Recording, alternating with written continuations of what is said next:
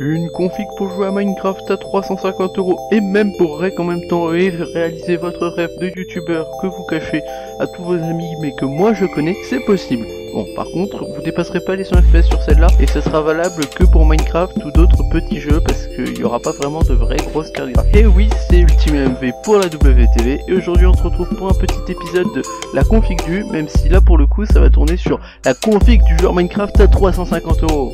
Même si ça claque moins quand même. Ici, comme vous l'avez compris, on va se tourner vers les joueurs Minecraft, vu qu'il y en a pour tout âge, doit y en avoir pour tout budget, et c'est pour ça qu'on est là, pour essayer de vous proposer un truc accessible et simple. Bien évidemment, comme toutes les configs que je vous propose sur la chaîne, elle est pas montée et Windows n'est pas installé. D'ailleurs, d'ici peu, je vous ferai un tuto pour acheter une clé Windows pour une dizaine d'euros, enfin un peu plus d'une dizaine d'euros, et un pour l'avoir gratuitement. En toute légalité, bien évidemment. Allez, quoi qu'il en soit, on est parti sur le site de Tapacha, et bien sûr, le lien de la config sera dans la description.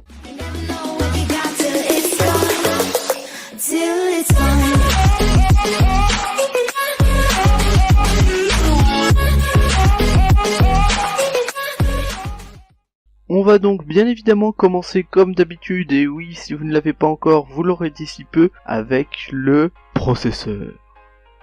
On commence tranquillement sur un petit AMD A10 9700, sa fréquence de base est à 3,5 GHz, qui serait déjà bien suffisant pour jouer correctement à Minecraft, même s'il n'y avait que 2 cœurs, mais ici il y en a 4, ce qui vous permettra donc de record. Il pourra passer sa fréquence à 3,8 GHz en mode turbo, et ainsi son petit cache de 2 MO est largement suffisant pour jouer à de petits jeux et des tâches de bureautique. Vu qu'on va pas se mentir, Minecraft c'est du Java, ça s'éloigne pas vraiment de la bureautique. En termes de carte graphique, il nous embarque une Radeon R7, ce qui le rend compatible avec les jeux qui ne mangent pas beaucoup de VRAM, un peu comme Minecraft. Par contre, vous pouvez oublier les shaders et les gros texture packs. Et le coût de ce petit concentré de technologie qui vous fait CPU et GPU, 68€ sur Tapacha. Allez, on enchaîne. La carte mère. Une MSI B350M Gaming Pro au socket AM4 pour aller avec notre CPU et un joli chipset B350. Elle est au format MATX, vu qu'ici on est sur une config du pauvre, elle reste néanmoins d'une qualité impressionnante pour un prix raisonnable, 73€. On est chez MSI quoi. La RAM. Vu qu'on est sur une APU et sur une config gaming, même si MC peut tourner avec à peu près tout et n'importe quoi, et je m'y connais, je le fais tourner sur un ordinateur tout pourri, on a pris 8Go en DDR4 cadencé à 2400 MHz pour un casse 15, à savoir de la DDR4 de chez HyperX Fury, noir, 8Go, et encore une fois les 2400 MHz casse 15. La douloureuse pour cette composant, seulement 97€. Ça reste convenable vu qu'on sort à peine de la crise de la RAM.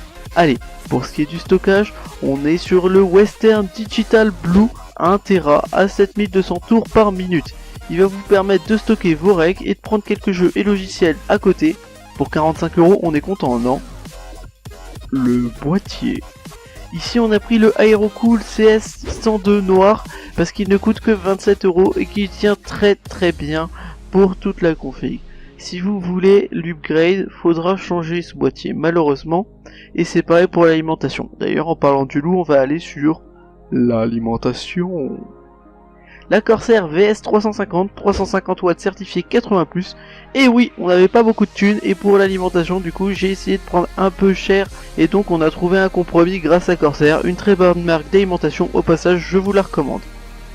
Bref, cette vidéo est déjà terminée, je te demanderai donc de me lâcher un bon gros like pour nous encourager et partager cette vidéo avec tes amis si elle peut leur être utile, ainsi qu'à t'abonner pour voir de prochaines vidéos. Ce mois-ci je vais faire beaucoup de config Minecraft à différents budgets et on reprendra d'autres types de contenus sur l'informatique mais un peu différents plus tard quand j'aurai le temps. Allez, c'est UltimeMV, à plus les amis et profitez bien de vos vacances.